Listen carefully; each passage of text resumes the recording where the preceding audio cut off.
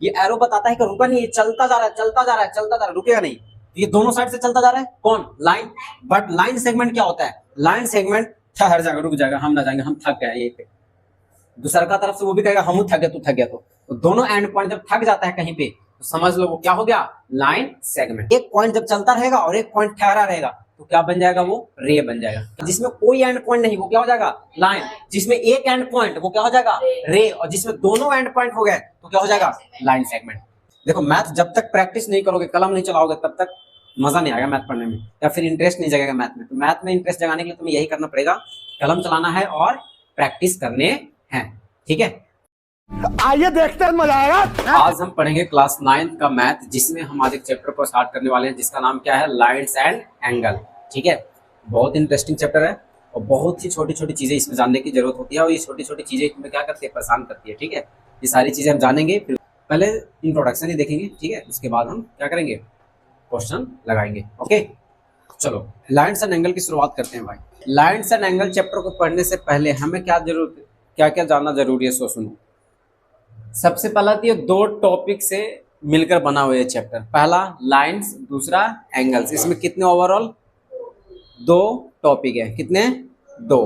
कौन कौन? Lines and angles. और यही दो टॉपिक पर पूरा ये चैप्टर लाइंस एंड एंगल टिका हुआ है।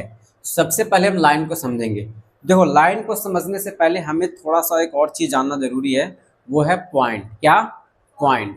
तो सबसे पहला पॉइंट तो हमें यही समझना है कि पॉइंट क्या है। पॉइंट, पॉइंट को हम हिंदी में कहते हैं बिंदु। क्या बोलते हैं? बिंदु। ठीक है, अब ये पॉइंट क्या होता है? देखो हमारे पास पेन पेंसिल सब कुछ है कि नहीं है? अब इसी पेन पेंसिल के निब से, किससे? निब से जितना छोटा हो सके, जितना छोटा हो सके वो तुम डॉट बनाओ। क्या बनाओ? डॉट। यही डॉट क्या कहलाएगा?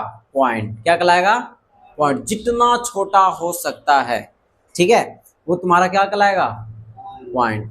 तो पेंसिल या पेन के निब से अगर हम अपने पेपर पे एक थोड़ा सा डॉट ऐसे करेंगे तो वो डॉट क्या कहलाएगा? पॉइंट कहलाएगा। क्या कहलाएगा? पॉइंट। समझ वाली बात? पॉइंट एक्चुअली करता क्या है कि किसी भी ऑब्जेक्ट का लोकेशन को इंडिकेट करवाता है। क्या करवाता है? किसी भी ऑब्जेक्ट के लोकेशन को इंडिकेट करवाता है। आ रही बात समझ में कि नहीं आ रही है? ठीक है, तो पॉइंट ये हो गया। मान लो अब देखो, तुम्हें दिखने के लिए मैं इतना बड़ा बना रहा हूँ, एक्चुअली पॉइंट बहुत बहुत बहुत छोटा होता है, बहुत छोटा। तुम अपने पेन पेंसिल से करके देख लो, बहुत छोटा नजर आएगा। ठीक है, अब देखो ये जो पॉइंट है, इस पॉइंट में ना तो कोई लेंथ है, ना तो कोई ब्रेथ है, और ना ही कोई थिकनेस है। ना तो इसमें कोई लंबाई, ना इसमें चौड़ाई, ना तो इसमें कोई मोटाई है। आ रही बात समझ में? तो it has no breadth, no length और नॉर थिकनेस। ना तो इसमें थिकनेस है। आ रही बात समझ में यहाँ तक? क्लियर? चलो, तो अच्छा है, इसे हम डिनोट किससे करते हैं? तो इसे हम डिनोट करते हैं capital letter of English alphabet. तो मान लो इसका ए पॉइंट डाल दिया ना, एक और पॉइंट है तो इसको मैंने पी रख दिया, इसको मैंने क्यू रख दिया, क्यू ना, इसको मैंने क्या रख दिया? एक और पॉइंट है, इसको मैंने आर रख दिया। तो ये सब क्या हो गए? पॉइंट। क्या हो गए? पॉइंट। तो पॉइंट समझ में आया कि नहीं आया भाई? बताओ। शार्प पेंसिल के टिप से, ठीक है, अगर हम अपने पेज पर एक डॉट बनाएंगे तो वही डॉट क्या कहलाएगा? पॉइंट। आ रही है ना क्लियर समझ में? अब हम पढ़ते हैं लाइन। क्या पढ़ते हैं? लाइन। दूसरा पॉइंट क्या है? लाइन। अब ये लाइन क्या हो तो सो समझना। लाइन को हम हिंदी में कहते हैं रेखा। क्या बोलते हैं? तुम्हारी रेखा नहीं भाई, यहाँ पर मैथ की रेखा। ठीक है, कौन सी रेखा? मैथ की रेखा। अब ये मैथ की रेखा क्या है सो समझते हैं भाई। लाइन एक्चुअली बनता कहाँ से है? लाइन एक्चुअली पॉइंट का क्या होता है? कॉम्बिनेशन होता है। क्या होता है? Combination, groups. अगर मैं छोटे छोटे पॉइंट्स को, इस छोटे छोटे पॉइंट्स को अगर मैं जोड़ता जाऊं एक साथ, क्या करता जाऊं? जोड़ता जाऊं, जोड़ता जाऊं, जोड़ता जाऊं, जोड़ता जाऊं, इतना जोड़ूंगा भाई कि आज मेरी मौत हो जाएगी। नहीं, ऐसा नहीं होगा, पागल मैं मर जाऊँ तो पढ़ाऊंगा, पढ़ाएगा कौन जी तुम लोग को? ये देखो मैंने इससे क्या किया बताओ? मैंने इस जितने भी पॉइंट थे मेरे पास उन सबको क्या किया? जोड़ दिया। तो ये सब पॉइंट के ग्रुप्स हो गए। क्या होंगे? ग्रुप्स। अब ये पॉइंट जब ग्रुप में एक साथ जुड़े तो क्या बना के रख दिया इसने? क्या बनाया? लाइन। क्या बनाया, लाइन। आ रही बात समझ में नहीं आ रही है, क्या बन के रेडी हो गया ये लाइन, इसी को हम लाइन कहते हैं, ठीक है, कोई दिक्कत। The collection of points are called lines, ठीक है। अब वो पॉइंट्स किसी भी वे में अरेंज हो सकता है, जैसे ये स्ट्रेट वे है, क्या है, स्ट्रेट मतलब सीधा गया, कोई टेढ़ा हो सकता है, राइट, मतलब इस तरह से हो सकता है, इसमें भी तो पॉइंट है, इसे पॉइंट जोड़ जोड़ के इस तरह से, ये कर्व लाइन हो गया, क्या हो गया, कर्व लाइन, ये स्ट्रेट लाइन। तो हम पॉइंट को किसी भी वे में जोड़ जोड़ के अगर एक साथ जोड़ दिए तो क्या बन जाएगा, वो लाइन बन जाएगा, क्या बन जाएगा, लाइन। और लाइन की कोई एंडिंग पॉइंट नहीं होती है, ठीक है, समझ में आ रही बात, एंडिंग पॉइंट नहीं होती। ये दोनों साइड से, बहुत साइड से क्या होता है, दोनों साइड से इसे एक्सटेंड किए जा सकते हैं, इसको पकड़ के खींचता चला जा ना, इसकी कोई एंड पॉइंट नहीं होती है। इसमें ना तो कोई ब्रेथ होती है और ना ही कोई थिकनेस होती है, but it has only length. Line की सिर्फ और सिर्फ क्या होती है, लेंथ होती है, क्या होती है, लेंथ। समझ में आ रही कि नहीं आ रही है, क्लियर। चलो देखो, लाइन को मैं सिंपल ऐसे बनाता हूँ थोड़ा सा, इसे हम लाइन के, लाइन का नाम देती है ए और बी, ठीक है। ए बी क्या है, एक लाइन। अगर मैं पूछता हूं कि how many points in a line, तो क्या बोलोगे, इनफाइनाइट, क्या बोलोगे, इनफाइनाइट, अनंत, क्या अनंत पॉइंट है इस लाइन के अंदर ना, क्योंकि हमने अभी देखा कि पॉइंट को जोड़ जोड़ कर क्या बना रहे थे, लाइन बना रहे थे, क्लियर यहां तक। चलो आगे बढ़ते हैं फिर। अब हम लाइन को देखते हैं डिनोट कैसे करते हैं। इट इज डिनोटेड बाय, कैसे हम डिनोट करते हैं लाइन को, ध्यान समझना। लाइन ये है ए बी एक लाइन है, तो जब भी ए बी लिखेंगे इसके ऊपर हम एरो का साइन दोनों साइड से ऐसे लगा देंगे, ठीक है। तो इसका मतलब होता है कि ये लाइन को रिप्रेजेंट कर रहा है, डिनोट कर रहा है। समझ में आ रही कि नहीं आ रही बात। तो जब भी लाइन लिखेंगे हम ऐसे लिखेंगे, ओके, क्लियर। अब नेक्स्ट हेडिंग जो होगा वो क्या होगा, लाइन सेगमेंट। अब लाइन सेगमेंट का हिंदी होता है रेखाखंड, क्या होता है, रेखाखंड। रेखा का क्या हो गया, खंड हो गया, और खंड का मतलब क्या होता है, टुकड़ा, क्या हो गया, टुकड़ा। किसका टुकड़ा हुआ भाई, तो लाइन का। ये रहा हमारे पास लाइन, इसी को अगर हम क्या करते हैं, टुकड़ों में बांट देते हैं, राइट। और जब टुकड़ों में बांटते हैं तो वो क्या निकल के आता है, लाइन सेगमेंट। क्या होता है, लाइन सेगमेंट। आ रही बात समझ में नहीं आ रही है। तो it is a part of a line, ये क्या है, एक लाइन का पार्ट होता है which has only 2 and point, जिसके 2 एंड पॉइंट होते हैं। और इसको हम फिगर से ऐसे समझेंगे, यहाँ पे भी एक एंड पॉइंट और एक यहाँ पे भी एंड पॉइंट। अरे बस में ए बी लाइन में से हमने लाइन सेगमेंट निकाल लिया एक ए बी, और ये क्या हुआ, एंड पॉइंट, मतलब यहाँ पे ठहर गया। देखो ये एरो बताता है कि रुका नहीं है, ध्यान सुना, ये एरो बताता है कि रुका नहीं है, ये चलता जा रहा है, चलता जा रहा है, चलता जा रहा है, रुकेगा नहीं। तो ये दोनों साइड से चलता जा रहा है, कौन, लाइन। बट लाइन सेगमेंट क्या होता है, लाइन सेगमेंट ठहर जाएगा, रुक जाएगा, हम ना जाएंगे, हम थक गए यहीं पे। दूसरा का तरफ से वो भी कहेगा हम थक गए, तू थक गया। तो दोनों एंड पॉइंट जब थक जाता है कहीं पे, तो समझ लो वो क्या हो गया, लाइन सेगमेंट। क्या हो गया, लाइन सेगमेंट। अब लाइन सेगमेंट को हम डिनोट कैसे करते हैं भाई, सो सुनो। तो इट इज डिनोटेड बाय कैसे, ए और बी, और ए बी जाकर दोनों को दोनों क्या हुआ है, ठहर गया है अपनी अपनी जगह पर। ठहर गया तो हम ठहरा देंगे यहाँ पे, लो भाई ठहर गया। आ रही पसंद में, तो ये क्या हो गया, लाइन सेगमेंट, ओके। तो पॉइंट, लाइन सेगमेंट समझ में आ गया। अब हम समझते हैं एक और चीज, रे। क्या समझते हैं, रे को हम हिंदी में कहते हैं किरण। क्या कहते हैं, किरण। मेरी किरण, एक मूवी था ना, किरण, वो किरण नहीं है भाई, मूवी वाला मूवी में अपना किरण समझते रहेंगे। यहाँ पे किरण समझना है मैथ के अंदर, किसकी किरण, मैथ की किरण। तू है मेरी किरण, वो वाला किरण नहीं, ठीक है। कौन सी किरण, मैथ की किरण। अब मैथ की किरण को समझते हैं थोड़ा सा। देखो रे जो है वो भी एक क्या है, लाइन का ही एक पार्ट है, लाइन का ही एक क्या है, पार्ट है। बट इसमें एक एंड पॉइंट होता है, एक जगह जाके कहीं ना कहीं ठहर जाता है, ठीक है। अब बताओ, रे को हम इंडिकेट करेंगे कुछ ऐसे, देखो एक P था, P क्या है, ठहरा हुआ है, रुका हुआ है, पर Q क्या है, ये कहता है कि हम भाई ठहरने के नाम ही नहीं लेंगे, हम एकदम चलते रहेंगे। क्या करेंगे, चलते रहेंगे। तो जब चलता रहेगा एक रे, सॉरी एक पॉइंट जब चलता रहेगा और एक पॉइंट ठहरा रहेगा तो क्या बन जाएगा, वो रे बन जाएगा। क्या हो जाएगा, रे। आ रही है ना समझ में, क्लियर। तो अब इसे हम डिनोट कैसे करेंगे, तो it is denoted by, it is denoted by P Q. किधर से किधर जा रहा है भाई बताना, P से Q जा रहा है, तो एरो का साइन हम कैसे बनाएंगे, P से Q की ओर, P से Q की ओर। इसे हम ऐसे डिनोट करेंगे, बट कोई बच्चे क्या करते हैं यहाँ पे, कितने बच्चे ऐसे कर देते हैं, ये सही बनाया हुआ है, ये इंडिकेट सही किया हुआ है, नहीं हम Q से P नहीं जा रहे हैं, हम P से Q जा रहे हैं, तो it is not a denote, ऐसे हम डिनोट नहीं करेंगे। मतलब हम कह सकते हैं कि P Q not equal to P Q S, ये दोनों आपस में इक्वल नहीं होंगे, कभी भी नहीं।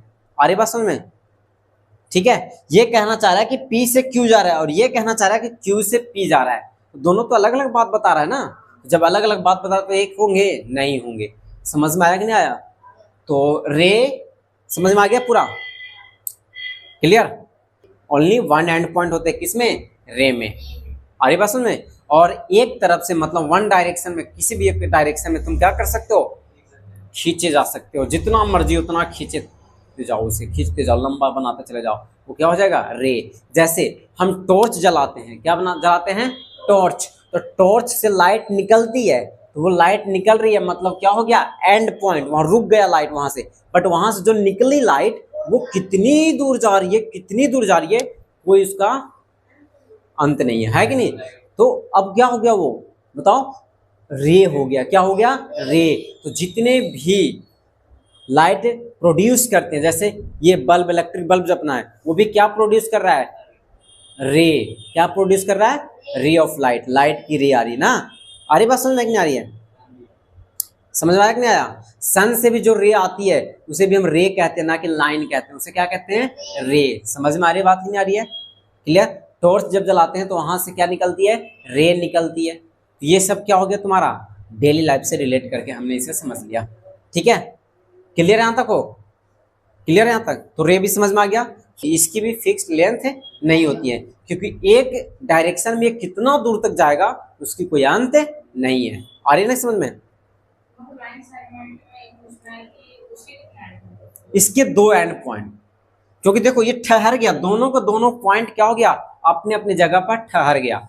तो जो अपने अपने जगह पर ठहर गया उसकी एंड पॉइंट हो गई, ठीक है। और जो अपने जगह पर नहीं ठहरा, जिसमें कोई एंड पॉइंट नहीं, समझना, जिसमें कोई एंड पॉइंट नहीं वो क्या हो जाएगा, लाइन। जिसमें एक एंड पॉइंट वो क्या हो जाएगा, रे। और जिसमें दोनों एंड पॉइंट हो गए तो क्या हो जाएगा, लाइन सेगमेंट। यही तीनों में डिफरेंस है भाई। और पॉइंट तो तुम्हें पता ही है, किसी भी चीज को लोकेशन को इंडिकेट करने के लिए जब छोटा से छोटा डॉट बनाते हैं वही क्या कहलाता है, पॉइंट। तो यहां तक तुम्हारा बेसिक समझ में आ गया, पक्का, क्लियर यहां तक।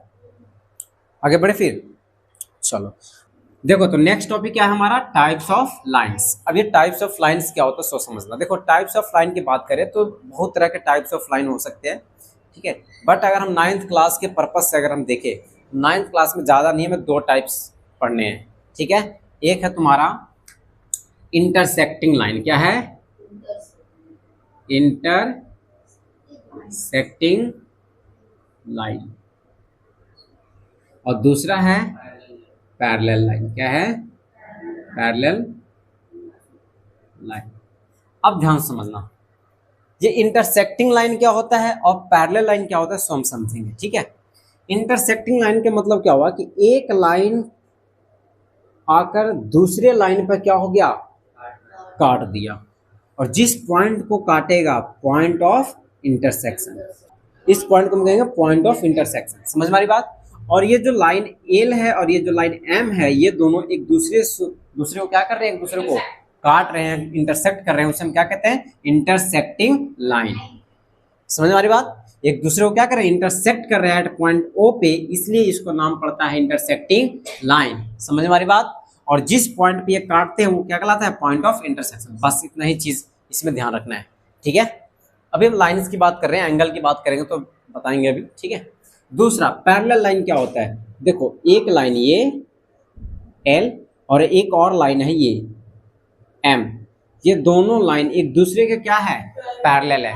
बिकॉज देखो इनके बीच के हर एक पॉइंट पे, देखो इन दोनों लाइन के हर एक पॉइंट पर अगर मैं बात करूं, हर एक जगह पर अगर बात करूं तो डिस्टेंस क्या मिलेगा, इक्वल मिलेगा।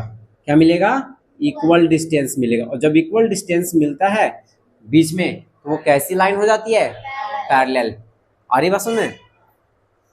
रेलवे ट्रैक देखे हो, रेलवे ट्रैक पे जो पटरी होती है, पटरी के बीच की जो डिस्टेंस होती है वो क्या होती है, इक्वल डिस्टेंस होती है।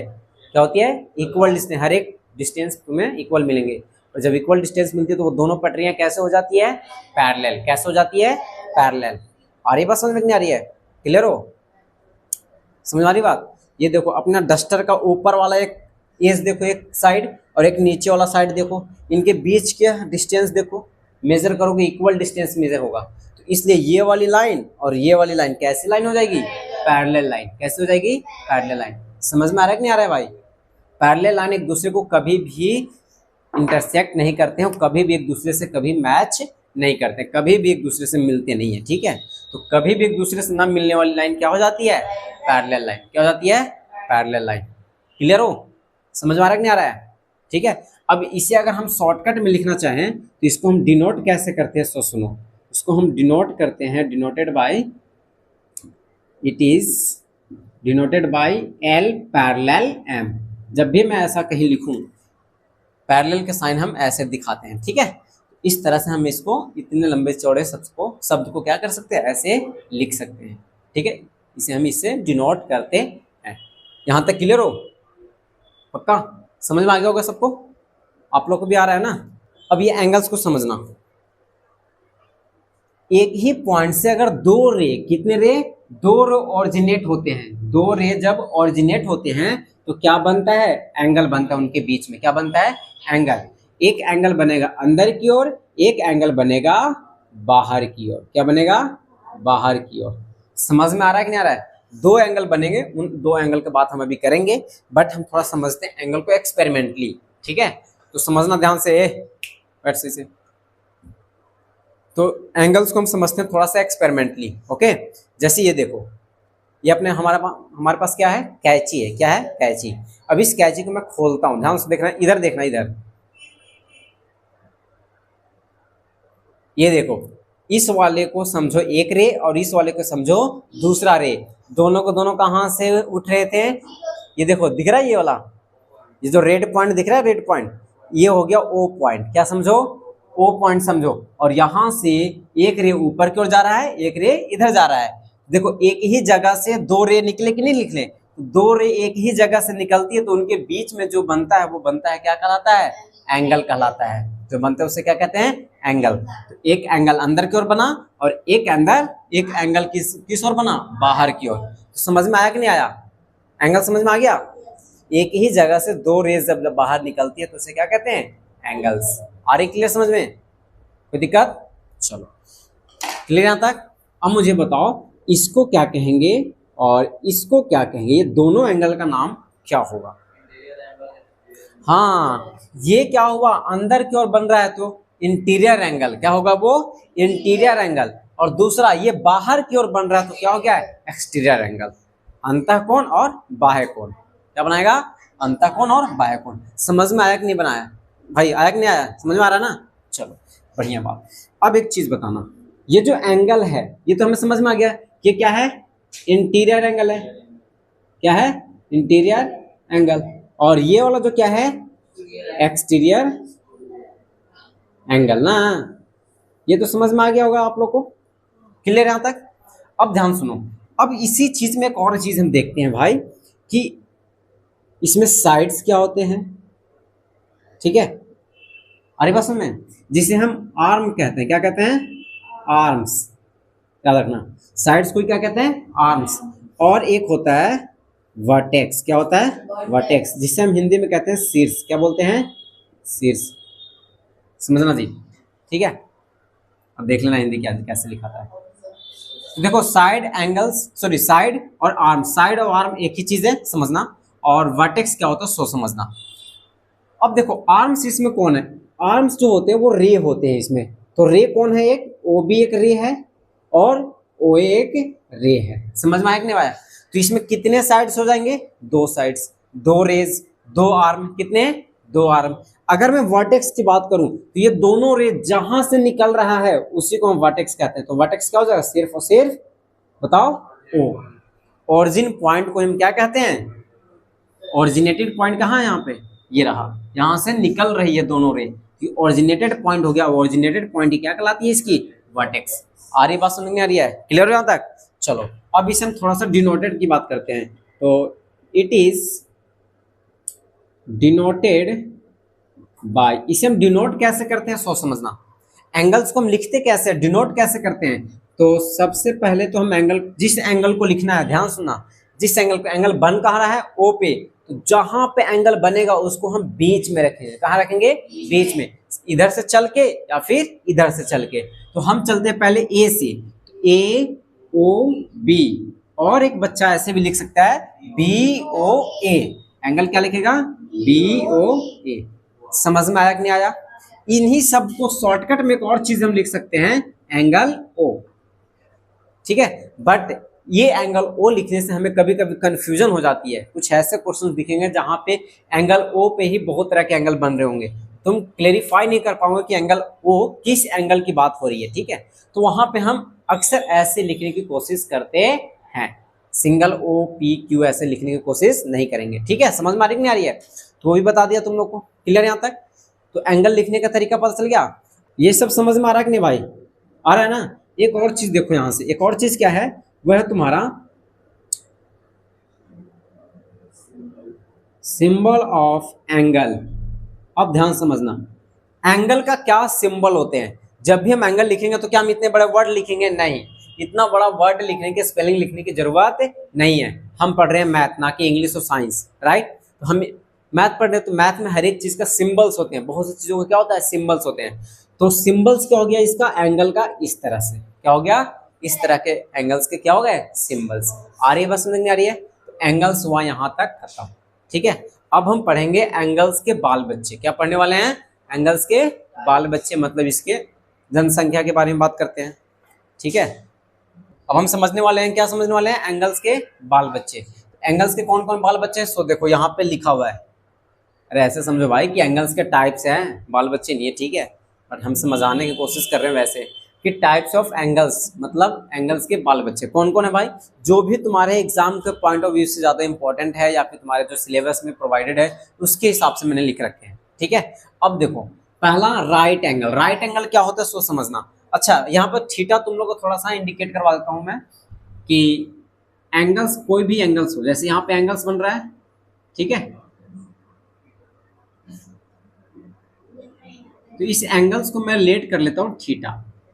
थीटा क्या है यहाँ पे भाई, जल्दी बता दो। एंगल क्या है, एंगल, समझना, मैंने पहले ही लिख दिया, कोई दिक्कत? अब समझना यहाँ पे, अगर थीटा 90 डिग्री हुआ, कितना डिग्री, 90 डिग्री, वो कहाँ चला जाएगा, राइट एंगल में। कहाँ चला जाएगा, राइट एंगल में। समझ में आ रही कि नहीं आ रही है?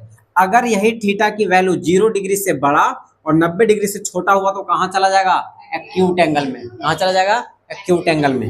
अब ध्यान सुनना, अगर थीटा की वैल्यू 90 डिग्री से बड़ा और 180 डिग्री से छोटा हुआ तो कहाँ चला जाएगा, ऑब्ट्यूज एंगल में। कहाँ, ऑब्ट्यूज एंगल में। आ रही बात समझ में? अगर यही थीटा किसके बराबर हो गया, 180 डिग्री के बराबर, तो क्या हो जाएगा, स्ट्रेट एंगल। क्या हो जाएगा, स्ट्रेट एंगल। अगर यही थीटा की वैल्यू 180 डिग्री से बड़ा और 360 डिग्री से छोटा तो कहाँ चला जाएगा, रिफ्लेक्स एंगल में। कहाँ चला जाएगा, रिफ्लेक्स एंगल में। अगर थीटा किसके बराबर हो गया, 360 डिग्री के बराबर, तो पूरी तरह से वो क्या हो जाएगा, कंप्लीट एंगल। क्या हो जाएगा, कंप्लीट एंगल। अब ध्यान सुनना, यहां तक समझ में आ गया? अब ध्यान सुनो कि सप्लीमेंट्री एंगल क्या होता है और कॉम्प्लीमेंट्री एंगल क्या होता है। सप्लीमेंट्री एंगल क्या होता है कि कोई दो एंगल का सम, कोई दो एंगल का सम अगर 180 आया, कितना, 180, तो समझ लो वो क्या है, सप्लीमेंट्री एंगल। अगर दो एंगल का सम 90 आया तो क्या हो जाएगा, वो कॉम्प्लीमेंट्री एंगल। क्या हो जाएगा, कॉम्प्लीमेंट्री एंगल। आ रही बात समझ में आ रही है? तो मान लो एक एंगल हमारे पास x है और एक एंगल y है, तो इन दोनों का सम जो 180 मिला तो क्या हो जाएगा, बताओ सप्लीमेंट्री। अगर एक एंगल ए है और एक एंगल बी है तो बताओ इन दोनों का सम कितना है 90 डिग्री। बताओ कैसा एंगल हो गया, कॉम्प्लीमेंट्री एंगल। समझ में आया कि नहीं आया? तो यहां तक समझ में आ गया सबको, टाइप्स ऑफ एंगल समझ में आ गया पक्का? तो आगे बढ़े। अब कोई ज्यादा टफ नहीं लिखना है, ज्यादा वो फालतू की याद नहीं करना है, डेफिनेशन बस यही याद रखना है, ठीक है? हमें ज्यादा लेंदी नहीं करने हैं। क्लियर हो नहीं यहाँ तक? आगे बढ़े फिर। चलो आप लोग भी समझ में आ रहा है ना, मजा आ रहा है? तो अब यहां से समझो एक और टॉपिक कि बाइसेक्टर ऑफ एंगल क्या होते हैं। बाइसेक्टर ऑफ एंगल, अब ध्यान समझना। ये हमारे पास एक एंगल है ए ओ बी, एक एंगल है, ठीक है? अब इस ए ओ बी में एक तीसरा व्यक्ति आ गया, कौन? ओपी। ओपी एक रे आया और इन दोनों को बीचे बीच से क्या हुआ, फाड़ते हुए चला गया। तो जब बीचों बीच से बाइसेक्ट कर दिया, क्या कर दिया इसने? बाइसेक्ट किया, तो इस एंगल को दो बराबर एंगल में क्या कर दिया? डिवाइड कर दिया। इसीलिए इसका नाम पड़ता है बाइसेक्टर ऑफ एंगल, ठीक है? तो यहां से अगर मैं बात करूं तो एंगल ए ओ बी जो होगा वो बराबर होगा एंगल ए ओ पी के प्लस एंगल पी ओ, बताओ, पी ओ बी के या बी ओ पी के। इन दोनों को जोड़ने पर इसके बराबर हो जाएंगे, ठीक है? और ओपी ने क्या किया? ओपी ने क्या किया, यहाँ पर लिखेंगे कि ray OP bisect angle A O B ना, इसलिए बताओ एंगल ए ओ पी बराबर एंगल बी ओ पी। ये दोनों एंगल कैसे हो जाएंगे? बराबर हो जाएंगे। तो बताओ ये दोनों एंगल बराबर है, मैं यहां से लिख सकता हूं किसी एक के बदले कोई एक को लिख दो। तो मान लो मैंने इसके बदले इसी को लिख दिया, एंगल ए ओ पी, इसी को जैसे था वैसे छोड़ दिया और इसके जगह पर मैंने क्या लिख दिया? Angle A O P. अरे लिख सकते हैं ना, ये दोनों बराबर है। तो अब इन दोनों को जोड़ूंगा, कितना होगा? 2 एंगल ए ओ पी। समझ में आ रहा कि नहीं आ रहा है? तो बताओ एंगल ए ओ बी समझ में आ गया कि नहीं आ गया? क्या होगा? 2 एंगल ए ओ पी या फिर हो जाएगा 2 angle B O P. B O P के भी दुगना हो जाएगा, कोई दिक्कत? दूसरी चीज यहां से एक और कंक्लूजन निकल के आएगी, वो क्या होगा? सो सुनो कि अगर मुझे एंगल, सिंगल एंगल की बात करें तो एंगल ए ओ पी या फिर एंगल बी ओ पी जो होगा वो क्या हो जाएगा? 1/2, क्योंकि देखो ये मल्टीप्लाई में 2 है, उधर जाएगा तो डिवाइड में 1/2 एंगल ए ओ बी। समझ में आया कि नहीं आया? तो ये 3 कंक्लूजन नहीं, अप्रोक्सीमेटली 2 कंक्लूजन क्या करना है तुम्हें याद रखना है। किसमें भाई? तो बाइसेक्टर ऑफ एंगल में। समझ में आ रहा है कि नहीं आ रहा है भाई? क्लियर यहां तक? कोई दिक्कत आ रही है ना समझ में? यहां तक क्लियर हो ना सब? आप लोग को भी आ रही है समझ में? चलो आगे बढ़ते फिर, ध्यान समझना। अब लास्ट एंगल क्या है तुम्हारा? एडजेसेंट एंगल, ठीक है? ये समझना केयरफुल होकर, क्योंकि इसमें बच्चे को समझ में नहीं आता, बहुत ज्यादा कंफ्यूजन होता है। आज मैं समझा रहा हूँ, बहुत ही अच्छे तरीके से समझ लेना सब, ठीक है? तो समझो एडजेसेंट एंगल क्या होता है। 2 angles are called adjacent angle. 2 angles adjacent angle कहलाएंगे कब? If they have same vertex. देखो यहाँ पे कितने एंगल्स बन रहे हैं? 3 एंगल्स बना जा रहा है। देखो ए ओ बी एक एंगल बन रहा है और ए ओ पी एक एंगल बन रहा है और पी ओ बी एक एंगल बन रहा है। 3 एंगल बन रहे हैं, ठीक है? अब इन तीनों एंगल में से हमें एडजेसेंट एंगल को फाइंड करना है, ठीक है? एडजेसेंट एंगल में कहता है क्या है कि दे हैव सेम वर्टेक्स। यहाँ पे कोई ऐसे एंगल्स ढूंढो, 2 एंगल्स, क्योंकि 2 एंगल्स पे हमें काम करना है। कितने एंगल्स पे? 2 एंगल्स पे। तो 2 एंगल्स ऐसे ढूंढो जिसके वर्टेक्स क्या हो? कॉमन हो। क्या हो? कॉमन। तो देखो ए ओ पी एक एंगल बन गया और पी ओ बी ये भी एक एंगल बन गया, और इन दोनों एंगल का जो वर्टेक्स है वो क्या है? सेम है। तो पहला कंडीशन सेटिस्फाई हो गया। दूसरा क्या कहता है? They have common arm. A common arm मतलब एक कॉमन आर्म होने चाहिए। मतलब ये देखो ये वाली जो लाइन जा रही है कॉमन आर्म है। देखो कैसे? ए ओ पी एंगल लिख रहे हैं, उसमें भी ओ पी आ रहा है, और हम लिख रहे हैं पी ओ बी भी एंगल लिख रहे हैं, उसमें भी ओ पी आ रहा है। मतलब ये जो एंगल है, ये जो रे है, ये जो आर्म है, ये आर्म इन दोनों एंगल में आ रहा है, कॉमन है, और एक ही आर्म आ रहा है। आ रही बात समझ में आ रही है? अच्छा, तो ये भी सेटिस्फाई हो गया। चलो तीसरा क्या आता है कि देयर नॉन कॉमन आर्म्स। तो नॉन कॉमन आर्म्स क्या है भाई? तो एओ और ओबी ना, एओ और ओबी दोनों क्या है? नॉन कॉमन आर्म है। Are on either side of the common vertex, मतलब इस कॉमन आर्म के अलग अलग से वो रहेंगे, साइड साइड से वो रहेंगे। तो साइड साइड से है ही भाई, साफ साफ दिख रही है। तो यहाँ पे कौन सा एंगल बन गया? Angle AOP and angle POB are adjacent angle. आ रही है बात समझ में नहीं आ रही भाई? बता, क्लियर? तो ये था एडजेसेंट एंगल, जिसका इस्तेमाल करके हम लोग क्या करेंगे? क्वेश्चंस भी बनाएंगे। साथ ही साथ हमारा जो पहला एग्जाम्स है क्या है? लीनियर पेयर एग्जाम्स, वो इसी एंगल्स के ऊपर काम करता है। ठीक है, तो वो सारी चीजें अब हम पढ़ने वाले हैं। सुनो ध्यान से। अब हम लास्ट टॉपिक इंट्रोडक्शन के ध्यान सुनो। अब हम इंट्रोडक्शन के लास्ट टॉपिक पे आ गए। ठीक है, लास्ट टॉपिक है लीनियर पेयर ऑफ एंगल्स। ठीक है, अब ये लीनियर पेयर ऑफ एंगल्स क्या होते हैं सोच समझना।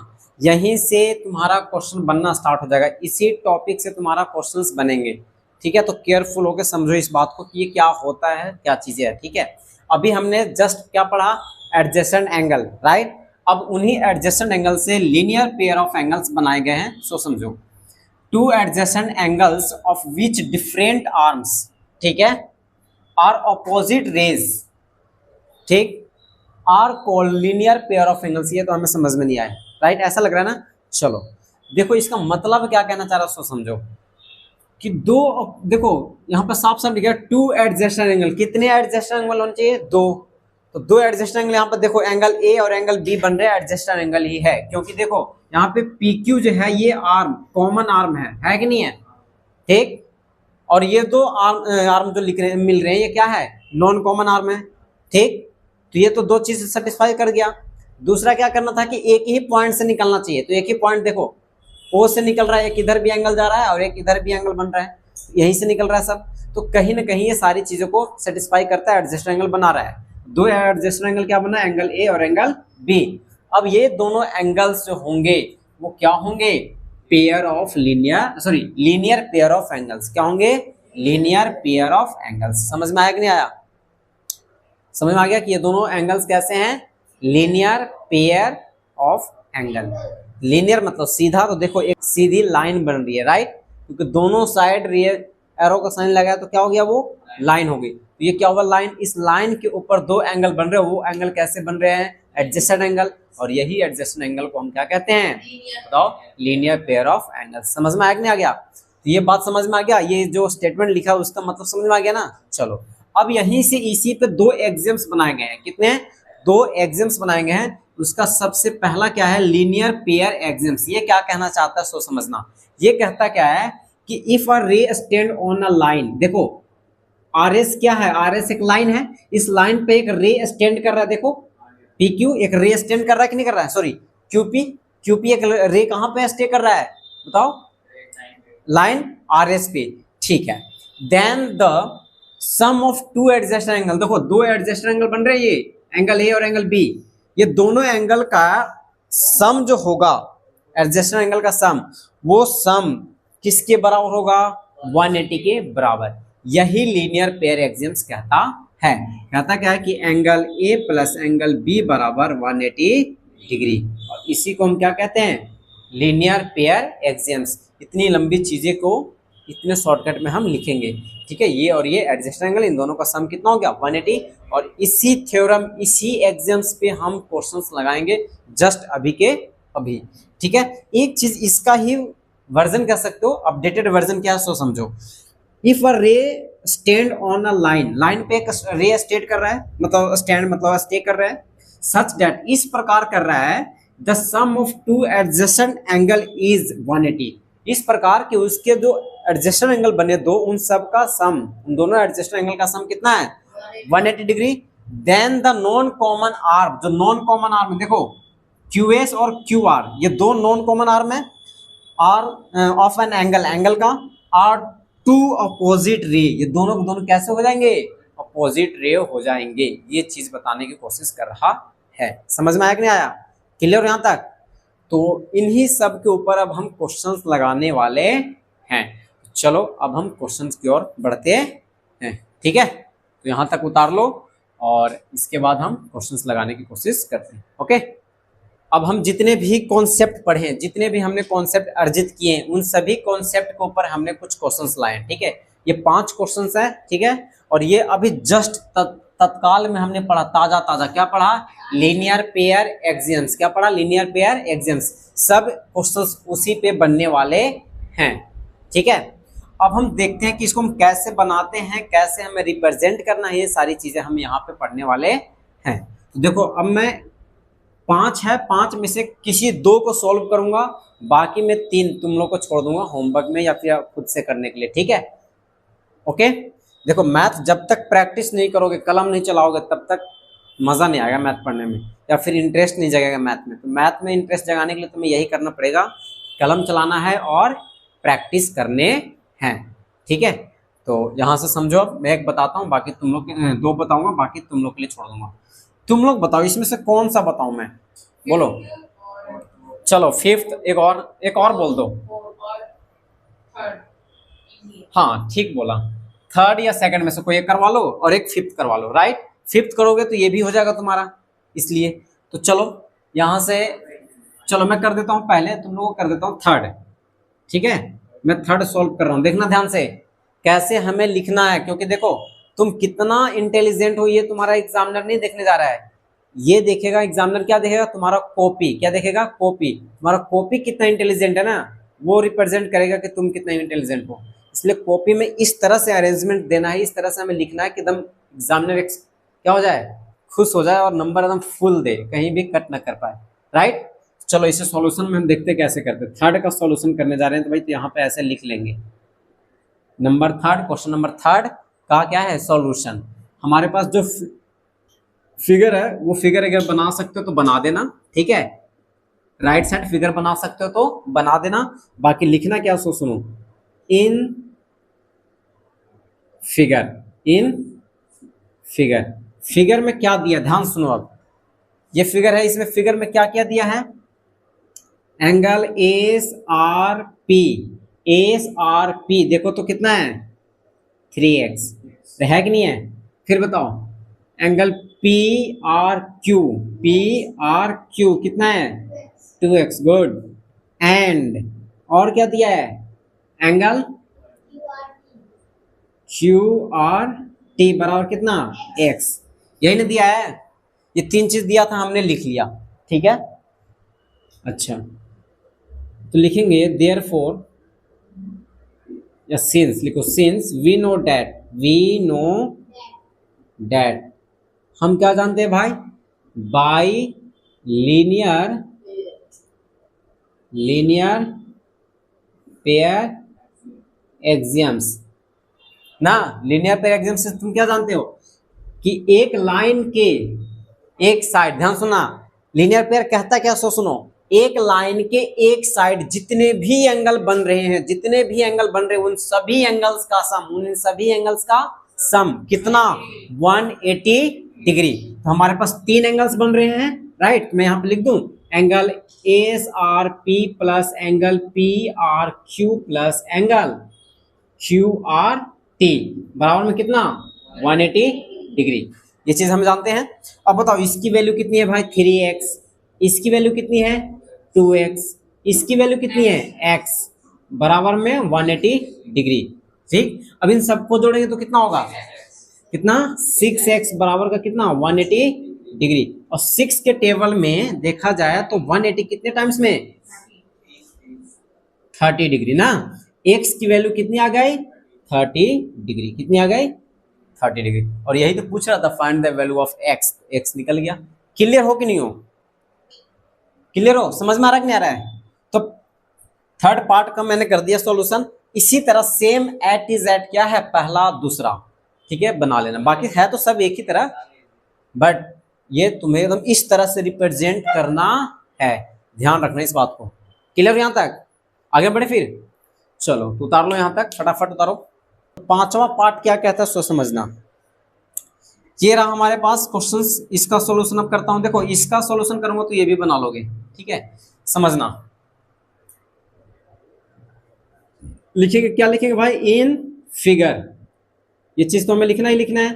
तो इन फिगर क्या क्या दिया है, इन फिगर में देखो तो angle A O P, A O P कितना दिया है देखो 4x, and angle B O P, angle B O P कितना दिया है देखो 3x प्लस का 5 डिग्री, ये नहीं दिया है, बताओ राइट।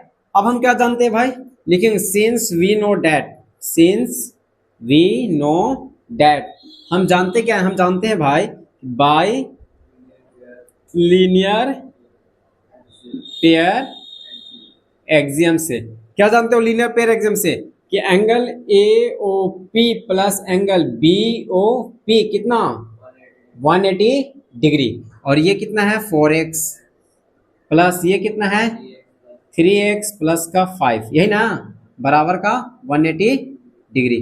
3x और 4x कितना 7x प्लस का 5 बराबर का 180 डिग्री। ये 5 डिग्री उधर जाएगा तो क्या होगा बताना मुझे, कितना हो जाएगा 180 डिग्री माइनस का 5, 7x कितना हो जाएगा घटाओ 175, यही ना। देयरफॉर x बराबर कितना हो जाएगा 175 अपॉन कितना 7, 7 से इसको डिवाइड दूंगा तो कितना आएगा बताओ 25। देयरफॉर x की वैल्यू जाएगी कितना 25 डिग्री। आया कि नहीं आया समझ में, और जब भी आंसर लिखेंगे उसे हम कवर कर देंगे बॉक्स के अंदर। समझ में आ रहा है कि नहीं आ रहा है पक्का। तो इसी तरह इसका भी हो जाएगा, 10 जोड़ेंगे तो 10 होगा और 60 जाएगा घटेगा 120, 120 में 10 से मतलब 12, x की डिग्री कितनी हो जाएगी, x की वैल्यू कितनी है 12। ये तो बस मुंह से बस सॉल्व करने वाला यार, इसमें जान जहान है कुछ, ये जितने भी क्वेश्चन है सब बिना जान जहान के है, एकदम क्या बात करें इसमें कुछ है ही नहीं। तो इस तरह से आप लोग जितने भी क्वेश्चन मैंने छोड़ दिए वो सब क्या कर लोगे आप लोग घर से होमवर्क या जैसे भी करके लाना है तुम्हें, मैं नहीं करूंगा ठीक है। तो यहां तक समझ में आ गया ना, अब कोई दिक्कत नहीं है ना, आगे पढ़े फिर, अब आगे नहीं, अब हम अगले क्लास में पढ़ेंगे आगे ठीक है। इंट्रोडक्शन हमने पढ़ लिया, यहां तक क्लियर। मिलते हैं नेक्स्ट वीडियो में, तब तक के लिए मस्त रहिए, स्वस्थ रहिए और मजेदार तरीके से पढ़ाई करते रहिए।